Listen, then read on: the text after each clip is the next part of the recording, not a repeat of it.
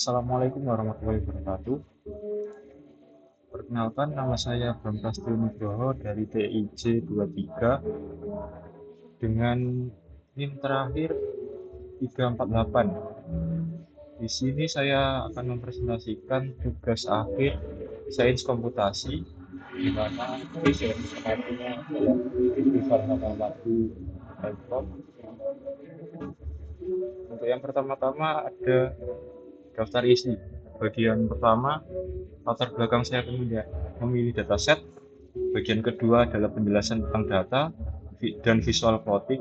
Bagian ketiga adalah generasi fungsi persamaan, yaitu nilai RMSE dari fungsi persamaan yang dibuat dibandingkan dengan data asli. Ada manualisasi metode code section, kode program, dan part analisis dan kesimpulan. Untuk yang pertama-tama, latar belakang pemilihan dataset. Latar belakang penggunaan dataset studi tentang perform take-off pesawat sangat penting untuk industri penerbangan, baik untuk keselamatan maupun efisiensi operasional. Data ini memungkinkan analisis lebih mendalam tentang berbagai faktor mempengaruhi jarak take-off seperti berat, daya mesin, dan kondisi lingkungan. Beberapa alasan utama untuk menggunakan data ini adalah sebagai berikut. Yang pertama ada optimalisasi proses take-off. Data ini dapat digunakan untuk mengevaluasi kinerja pesawat dalam berbagai skenario take-off, hasil analisis yang tepat, dan membantu menentukan konfigurasi daya dan kecepatan terbaik untuk mengoptimalkan prosedur penerbangan. Keselamatan penerbangan. Mengetahui jarak yang diperlukan untuk lepas landas, baik di permukaan tanah maupun hingga ketinggian tertentu dalam bagian penting dari perencanaan penerbangan karena membantu pilot untuk keputusan terutama di bandara dengan landasan waktu yang sangat terbatas.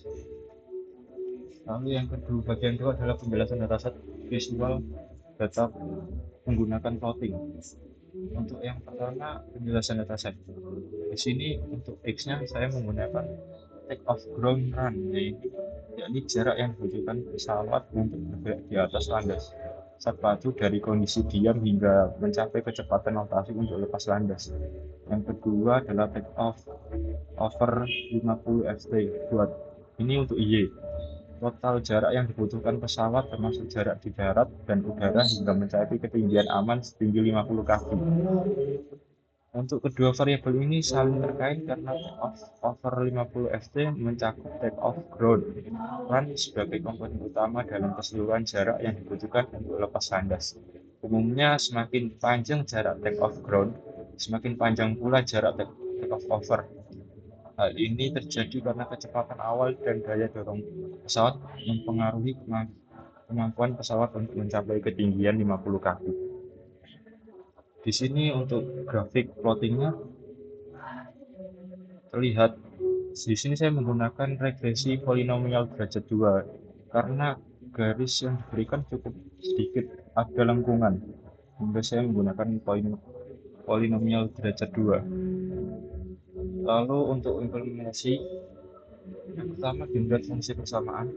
Setelah generate fungsi menggunakan MATLAB, saya menemukan fungsi regresi polinomial derajat 2 sebagai berikut, yaitu Y min 1,7038 X10 min 5 X2 plus 1,25535 X plus 275,9968. Lalu untuk evaluasi error atau hitung nilai RMSE, di sini pertama RSS ditemukan sebesar 33.981.498,74 dan RMSE ditemukan 3.254,601,721 dan MAPE yang cukup sedikit tinggi yaitu 13,61%. Untuk manualisasi, yang pertama menaruh fungsi yang ada dengan iterasi awal A sama dengan 296, ini untuk nilai minimumnya, dan B 4.360 untuk nilai maksimumnya. Lalu ada rumus kode rasio di mana Pi akar 5 min 1, 2 sama dengan 0,61818. Lalu hitung C dan D, ditemukan persamaan sebagai berikut, yaitu 2717 dan D 1938. Lalu evaluasi FCD hingga ditemukan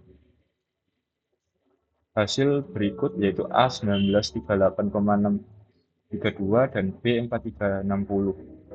Ini dikarenakan C kurang dari D hingga persamaan B tetap sama. Lalu ini sama seperti sebelumnya dengan iterasi kedua. Lanjut iterasi ketiga, ditemukan hasil sebagai berikut, yaitu A 3578 dan B 4360, tetap sama seperti sebelumnya.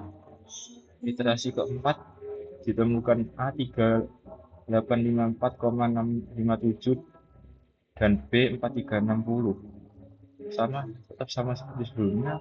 Iterasi 5, ditemukan sekian,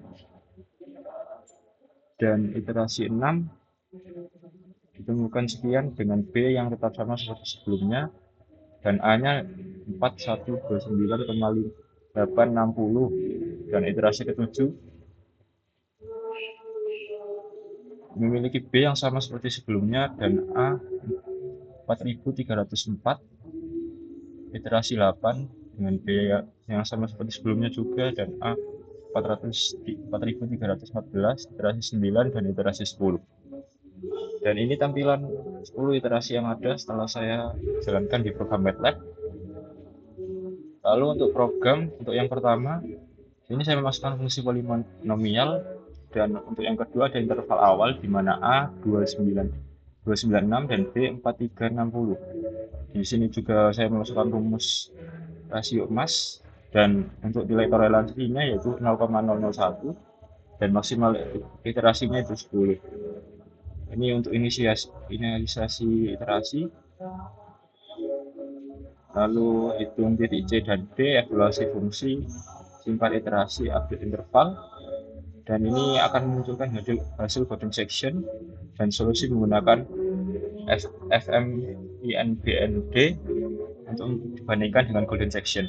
Lalu di sini tinggal tampilan saja untuk menampilkan hasil mulai dari golden section, hasil golden section, dan hasil FMINBND.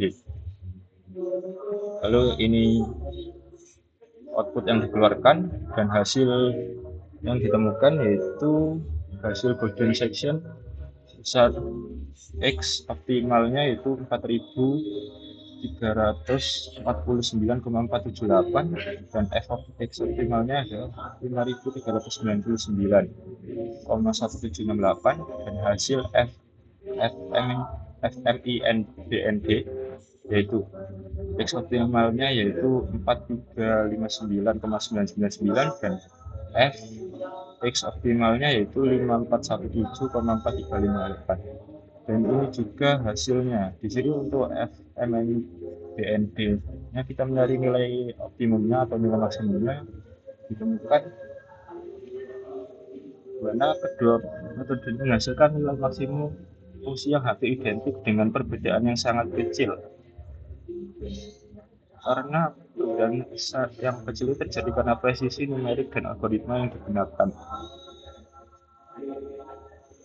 Lalu hasil analisis dan kesimpulan. Hasil analisis menunjukkan bahwa metode Golden Section Search atau GSS dan FMINBND memberikan hasil yang sangat akurat dalam menemukan nilai maksimum fungsi polinomial pada interval 296 dan 4360. Dan GSS menghasilkan nilai X optimal sebesar 4343,4786 dengan nilai fungsi maksimumnya yaitu Fx 5399,1765, sedangkan FMINBND memberikan nilai optimal sebesar 4359,99 dan Fx sebesar 5417,4362. Perbedaan antara kedua metode ini sangat kecil sehingga dalam kisaran 10,4 yang disebabkan oleh presisi numerik. Untuk dari segi efisiensi, Fmin BND lebih unggul karena memanfaatkan kombinasi metode Golden Section Search dan interpolasi parabola yang mempercepat konvergensi dan menyelesaikan optimasi dengan langkah lebih sedikit dibandingkan GSS. Di sini lain dengan GSS bekerja dengan iterasi manual untuk mempersempit interval secara bertahap dan membutuhkan hingga 10 iterasi untuk mencapai toleransi 0,001. Grafik ini menunjukkan bahwa kedua metode hampir identik dalam menentukan titik maksimum dengan penyempitan interval iteratif dari GSS terlihat jelas.